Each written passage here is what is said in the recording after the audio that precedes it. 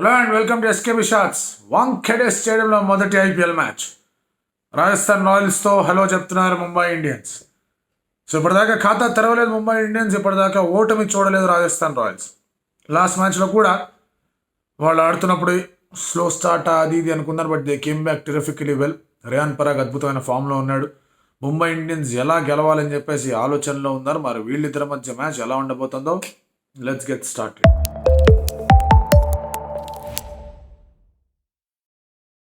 ముందుగా వీళ్ళిద్దరితో ఒక చక్కటి రైవలరీ, అది ఎప్పటి నుంచో ఫస్ట్ సీజన్ నుంచి కూడా ఒక మంచి రైవలరీగా కనిపిస్తూ వచ్చింది.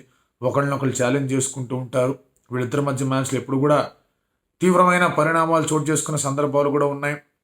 కొన్ని రికార్డ్ బ్రేకింగ్ చేజులు కూడా ఉన్నాయి. ఇలాంటివి చెప్పుకుంటూ పోతే చాలా కనిపిస్తున్నాయి. బట్ అవన్నీ థింగ్ ఆఫ్ ది పాస్ట్. ఇప్పుడు ప్రజెంట్ మనం చూసుకుంటే కనుక రాజస్థాన్ రాయల్స్ వాళ్ళు 2 మ్యాచెస్లో కూడా వాళ్ళు చాలా మటుకు మంచి పనులే చేశారు in terms of playing cricket. ఎలాగైతే రియాన్ పరాగ్ని ముందుకు తీసుకెళ్ళడం, అతను బాగా ఆడడం, తర్వాత ఒక మ్యాచ్లో సంజు బాగా ఆడడం, ఒక మ్యాచ్లో జైస్వాల్ బాగా స్టార్ట్ చేసాడు, ఒక మ్యాచ్ అంతగా స్టార్ట్ చేయలేకపోతే వేరే విషయం. Their concern in the batting is Buttler form అందుకోలేకపోవడం. సో బట్లర్ ఫామ్ అందుకుంటాడా? వాంఖేడే పిచ్ మంచి బౌన్స్ ఉంటుంది, బ్యాటింగ్కి బాగా అనుకూలమైన పిచ్. సో ఇటువంటి పిచ్ మీద if Buttler can strike form, Rajasthan రాయల్స్ని తిరుగుండదు బ్యాటింగ్ పరంగా. బౌలింగ్ పరంగా చూసుకుంటే కనుక ఇన్ఫాక్ట్ లాస్ట్ మ్యాచ్లో అశ్విన్ కూడా బాగా ఆడాడు. అశ్విన్ ఆ నాక్ ఆడాడు కాబట్టి ఆ తర్వాత రియాన్ పరాగ్ యాక్సెలరేట్ చేయగలిగాడు, ధ్రువ్ జురేల్ యాక్సెలరేట్ చేయగలిగాడు. బౌలింగ్ పరంగా మీరు చూసుకుంటే వాళ్ళకి అశ్విన్ ఉన్నాడు, వాళ్ళకి యుజ్వేంద్ర చహల్ ఉన్నాడు, అండ్ వాళ్ళ మిగతా లైనప్ చూసుకుంటే ఇండియన్ బౌలింగ్ కంటిన్యూట్ చూసుకుంటే ఆవేష్ అండ్ సందీప్ టెరిఫిక్ ఫామ్లో ఉన్నారు. 2 మ్యాచ్ల్లోనూ వీళ్ళిద్దరు చాలా బాగా బౌలింగ్ చేశారు. 2 మ్యాచ్ల్లో కూడా వీళ్ళు డిఫెండ్ చేసుకునే విధానం ఆ స్కోర్ని చాలా అత్యద్భుతంగా ఉంది. సో వీళ్ళిద్దరు in the death have been phenomenal. సరే, నందిరే బర్గర్ అండ్ బోల్ట్ కూడా బాగా, అందులో వేరే విషయం. అందులో ఎక్కడ కూడా తప్పులు చెప్పడానికి కానీ లేకపోతే ఏదన్నా వెలతి ఉంది అని చూపించడానికి కానీ ఏమీ లేదు. నందిరే బర్గర్ లాస్ట్ మ్యాచ్లో 2 వికెట్లు తీశాడు. ట్రెంట్ బోల్ట్ ఫస్ట్ మ్యాచ్లో కూడా వచ్చి క్వింటన్ డి కాక్ వికెట్ తీసాడు, టైట్ బౌలింగ్ వేసాడు. సో వీళ్ళ దగ్గర 6కి 6 bowlers are doing well. So వాళ్ళు in fact they will be just thinking ఎట్లా ఇంకొంచెం పవర్ హిట్టింగ్ ఎట్లా తీసుకొని రావాలి, రమ్మన్ పవల్ని ఏమైనా తీసుకొని రావాలి షిమ్రాన్ హెట్మాయర్ ప్లేస్లో అనే ఆలోచనలో ఉంటారు. అంతే, అంతకుమించి నిజంగా రాజస్థాన్ రాయల్స్కి ఏదైనా సమస్య ఉందా అంటే ఆన్సర్ ఇస్ నో. పిక్చర్ పర్ఫెక్ట్గా వాళ్ళ టీం కనిపిస్తుంది. పైగా వాళ్ళు ఏం చేస్తున్నారు క్లియర్గా అర్థమవుతుంది. ఇక్కడ వాళ్ళు నందిరే బర్గర్, బోల్ట్ ఇద్దరు బౌలింగ్ చేయాలని కోరుకుంటూ ఉన్నారు. వాళ్ళు బ్యాటింగ్ కొంచెం తక్కువైనా పర్వాలేదు, బట్ బౌలర్స్లో మాత్రం వీళ్ళిద్దరు ఉండాలని స్ట్రాంగ్గా ఫిక్స్ అవుతున్నారు. So their owners is on Buttler, Jaiswal, Sanju Samson, Riyan Parag, ఆ తర్వాత ధ్రువ్ జురేల్. వీళ్ళు బాగా కాంట్రిబ్యూట్ చేయాలనే ఆలోచన మాత్రమే ఉంది వాళ్ళకి. సో ఇంత రీతిలో ఇంత స్ట్రాంగ్గా వీళ్ళు కనిపిస్తున్నారంటే కెన్ జస్ట్ ఇమాజిన్ ఏ రేంజ్లో వీళ్ళు ప్రిపేర్ అవుతున్నారు. ముంబై ఇండియన్స్ గురించి మాట్లాడదాం. ముంబై ఇండియన్స్ టీం అనేది మంచి కుదురుకున్న టీం. ఒకటే ఏంటంటే వాళ్ళు లాస్ట్ టైం చాలా యంగ్ ఏజ్ ఫెలో అతను తీసుకొచ్చి బౌలింగ్ వేయించారు. He will go for runs. చాలామంది యంగ్ ఫెలోస్ అలాగే రన్స్కి వెళ్ళారు. ఆ తర్వాత దే కేమ్ బ్యాక్ వెల్. కొంతమందికి సపోర్ట్ దొరికింది. ఇప్పుడు పారాశ్రీ బర్మన్ లాంటి వాళ్ళకి అంత సపోర్ట్ దొరకలేదు, but still is contributing somehow. Yash దయాల్కి సపోర్ట్ దొరికింది, అతను మళ్ళీ వచ్చి బాగా ఆడే ప్రయత్నం చేస్తున్నాడు. స్టూవర్ట్ బ్రాడ్కి సపోర్ట్ దొరికింది, అతను 600 టెస్ట్ వికెట్లు తీశాడు. ఇట్ డిపెండ్స్, చాలా చిన్నవాడు అతను, బట్ అతను టీంలో ఉంటాడా లేదా అనేది డిపెండ్స్ సబ్జెక్ట్ అవైలబిలిటీ ఆఫ్ లూక్వుడ్. అతను ఫిట్గా ఉన్నాడంటే కనుక అతను వచ్చి బౌలింగ్ చేయొచ్చు. ఆ తర్వాత మీకు ఎలాగో కూర్జా ఎలాగో ఉన్నాడు. ఒకటే వాళ్ళు చేయాల్సింది ఏంటంటే Bumrah should start. Bumrah Buttler అక్కడ బ్యాటిల్ అద్భుతంగా ఉంటుంది.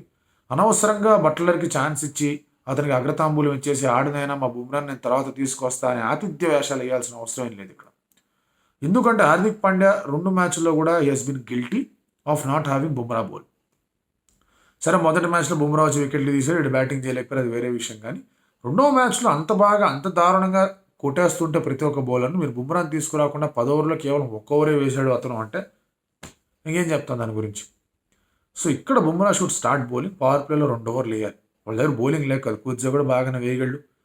అండ్ వాళ్ళకి ఒకవేళ ఇంకా వాళ్ళకి లూక్వుడ్ వచ్చాయంటే లూక్వుడ్ రూపంలో వాళ్ళకి ఆప్షన్ బాగానే కనిపిస్తుంది. అదర్వైజ్ స్టిల్ మధ్వాల్ లాంటి ప్లేయర్లు ఉన్నారు. ఒకవేళ మీకు డెత్ ఓవర్లో వేయాలంటే మధ్వాల్ లాంటి వాళ్ళు తెచ్చుకోండి. Make a provisions such that death బౌలింగ్లో బుమ్రాని మేము కాంప్రమైజ్ అవుతున్నాం ముందు రావాలంటే కనుక వేరే బౌలర్ ప్రొవిజన్స్ తెచ్చుకోండి. అక్కడ ఉన్నాయి ఆప్షన్స్. హార్దిక్ పాండ్యా బౌలింగ్ చేయొచ్చు న్యూ బాల్తో, తప్పే లేదు. బట్ సిచ్యువేషన్లో ఇప్పుడు ఒక మ్యాచ్అప్ జరుగుతుంది, ఒక ప్లేయర్ అండర్ ప్రెషర్ ఉన్నాడు, అతను బుమ్రా తీసుకొచ్చి బుమ్రాని ఫేస్ చేయాలంటే ఆల్రెడీ కొంచెం ఆగుతాడు జాస్ బట్లర్. ఎట్లా అంటే ఆ ప్రెషర్ పాయింట్స్ హార్దిక్ పాండ్యా నొక్కలేకపోయాడు. అండ్ ముంబైలో మ్యాచ్ డెఫినెట్లీ అతనికి మళ్ళీ ఆ ఇమోషనల్ టార్చర్ అనేది కనిపిస్తుంది. అశ్విన్ చాలా మంచి మాట చెప్పాడు. ఒక పీడాక్తో ఒక ఇంటర్వ్యూలో ఏదో క్వశ్చన్ వస్తే చెప్పాడు, ఒక ప్లేయర్ని ఒకళ్ళు బూ చేస్తున్నారు అంటే కనుక ఫ్రాంచైజ్ ఎందుకు వచ్చి సమాధానం చెప్పాలి. ఫ్రాంచైజ్ క్రికెట్ అన్నప్పుడు ఆ ఒక టీంకి సంబంధించిన సర్వ హక్కులు వాళ్ళు ఉంటాయి. ఎస్, ఫ్యాన్స్ కోసం ఆడతారు, fans are an integral part, but decision మేకింగ్లో ఫ్యాన్స్ని ఎవరు ఇన్వాల్వ్ చేయరు. అది చాలా సుస్పష్టంగా చెప్పిన మాట. సో అండ్ ఇప్పుడు హార్దిక్ పాయింట్ ఆఫ్ వ్యూ చూడండి, ఇది క్రికెట్ ఏదైనా పక్కన పెట్టిన ఒక జాబ్గా చూడండి. ఒక వేరే జాబ్కి వెళ్ళాడు, అతనికి మంచి పొజిషన్ ఇచ్చారు, మంచి శాలరీ ఇచ్చారు. పాత కంపెనీ వాళ్ళు మళ్ళీ నువ్వు రావాలి అంటే అతను ఖచ్చితంగా అడుగుతాడు, నాకు వీళ్ళు ఇచ్చిందని మ్యాచ్ చేయండి, దానికన్నా ఎక్కువ అప్పుడే నేను వస్తా అంటాడు. హార్దిక్ పాయింట్ ఆఫ్ వ్యూలో ఇండివిజువల్గా అతను చేసిన దాంట్లో తప్పేమీ లేదు. Mumbai Indians as a franchise has handled it in a different way. అది వర్కౌట్ కాలేదు వాళ్ళకి, అండ్ వాళ్ళు తప్పు ఆ విషయంలో. బట్ వాళ్ళు దాన్ని నమ్మి హ్యాండిల్ చేస్తున్నారు. నేను లాస్ట్ మ్యాచ్లో చెప్తా, ఇప్పుడు కూడా చెప్తా, ఇది కావాలనుకుంటే వాళ్ళు అణిచి తొక్కడం వాళ్ళకి చిటికలో పని వాళ్ళు చేయట్లేదు, అంతే. అండ్ హార్దిక్ పాండ్యా ప్రెస్ కాన్ఫరెన్స్లో మాట్లాడలేదు, అది నేను ఎన్నిసార్లు అదే క్వశ్చన్ వేస్తారు అతన్ని. అతను సింపుల్గా చెప్పాడు, రోహిత్ శర్మ ఇండియా కెప్టెన్, నా కెరీర్ అంతా అతని దగ్గరే మొదలైంది, నేను ఆడాను ముంబై ఇండియన్స్ సంబంధించి, if he's hand on my shoulder నాకు బాగా హెల్ప్ అవుతుంది, అంతకన్నా అతను ఏం చెప్తాడు. బట్ స్టిల్ ఆ ఇమోషనల్ డ్యామేజ్ అనేది హార్దిక్ పాండ్యాకి జరుగుతూనే ఉంటుంది అంటిల్ హీ పర్ఫార్మ్స్. లాస్ట్ గేమ్లో కూడా అతను స్టార్టింగ్లో బౌలింగ్ వెళ్ళి రన్స్ ఇవ్వడం, బ్యాటింగ్లో కొట్టేస్తా అని చెప్పేసి వచ్చాడు కానీ ఏం చేయలేకపోవడం, డీప్గా తీసుకెళ్దాం అనుకున్నాడు కానీ అక్కడ అవుట్ అయిపోవడం, all these things are unbecoming of him. అది అతను అడ్జస్ట్ చేసుకోవాలి. అండ్ ముంబై ఇండియన్స్ బ్యాటింగ్ పరంగా మీరు చూసుకుంటే, ఎస్ 2 మ్యాచ్లు రోహిత్ శర్మ మంచి స్టార్ట్ ఇచ్చాడు, తిలక్ లాస్ట్ మ్యాచ్లో బాగా ఆడడం బాగా కలిసి వస్తుంది వాళ్ళకి. ఆ తర్వాత ఇషాన్ కిషన్ అతని మంచి స్టార్ట్ ఇవ్వడం వాళ్ళకి బాగా కలిసి వస్తుంది. సో డివాల్ బ్రేవేస్ కుదిరినంత వరకు బాగా ఆడడం అన్నీ కనిపిస్తుంటారు, మంచి బ్యాటింగ్ లైనప్ ఉంది. All the need to do వాళ్ళ రిసోర్సెస్ని సరిగ్గా వాడుకోవడం.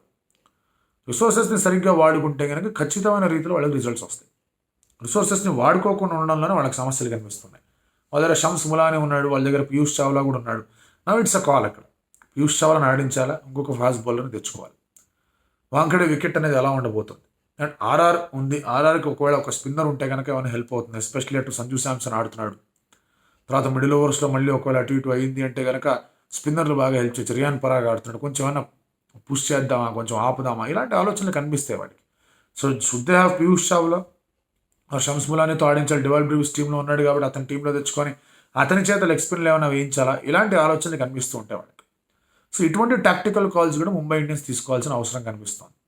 ఇప్పుడు బలాబలగాల గురించి, బ్యాటిల్స్ గురించి మాట్లాడుకుందాం. Trent Boult versus Rohit Sharma or Nandre Burger versus Rohit Sharma అనేది చాలా ఇంట్రెస్టింగ్ బ్యాటిల్. వాళ్ళు బౌన్స్ చేస్తే రోహిత్ శర్మ ఎక్కడ కూడా తగ్గకుండా హుక్కు పుల్ ఆడేస్తాడు. సో ఆ బ్యాటిల్ అనేది చాలా ఇంట్రెస్టింగ్ ఉండబోతుంది. ఇప్పటిదాకా మనం ఆ 2 బౌన్సర్స్ రూల్ అనే దాని గురించి విస్తృతంగా చర్చించుకోవాలి, ఎందుకంటే it's too early in the tournament. But రేపటి మ్యాచ్లో అగైన్స్ రోహిత్ శర్మ వాళ్ళది ఇంప్లిమెంట్ చేస్తారా న్యూ బాల్స్ అనేది ఒక క్వశ్చన్.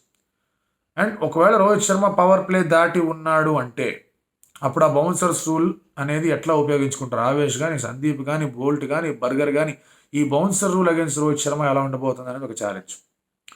తర్వాత definitely you have Ashwin versus Tilak Varma.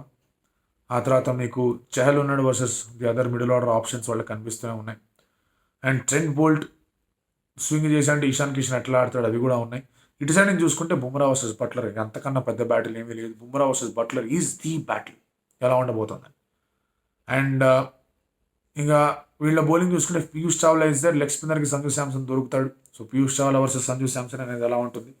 Shams ములానీకి ఒక ఛాలెంజ్గా ఉంటుంది, ఏం చేస్తాడు, ఎట్లా తీసుకొని రాగలడు. But 2 great challenges that I am looking forward to is Boult Burger versus Rohit Sharma and ఒకటి బుమ్రా వర్సెస్ బట్లర్. ఈ 2 బ్యాటిల్స్ అనేవి దర్స్ లాట్ ఆఫ్ హైప్ ఉంటుంది వీటి రెండింటి మీద. మైండ్ గేమ్స్ చాలా స్ట్రాంగ్గా కనిపిస్తాయి, డెసిషన్ మేకింగ్ వీటి చుట్టూ ఇన్వాల్వ్ అయి ఉంటుంది, ప్రెషర్ పాయింట్స్గా కూడా ఈ యొక్క బ్యాటిల్స్ అనేవి ఇక్కడ కనిపిస్తూ ఉంటాయి. సో ఇది ఎట్లా ఎవరిని జయించగలరు అనేది ఈ మ్యాచ్ ఎవరు గెలుస్తారని నిర్ధారిస్తుంది. ఫేవరెట్స్గా ఎవరు అనే క్వశ్చన్కి answer it depends on how Mumbai Indians utilize their resources. వాళ్ళ దగ్గర ఉన్న వనరుల్ని ముంబై ఇండియన్స్ ఎట్లా వాడుకుంటున్నారో దాన్ని బట్టే వాళ్ళ ఆట అనేది డిసైడ్ అవుతుంది. ఎందుకంటే ఆన్ పేపర్ చూసుకుంటే Mumbai Indians is a better team Rajasthan Royals కన్నా. ఆన్ పేపర్గా మీరు ఆప్షన్స్ పరంగా చూసుకుంటే ఈ బ్యాట్స్మెన్ ఎవరు, బౌలర్లు ఎవరు చూసుకుంటే కనుక Mumbai Indians much better team.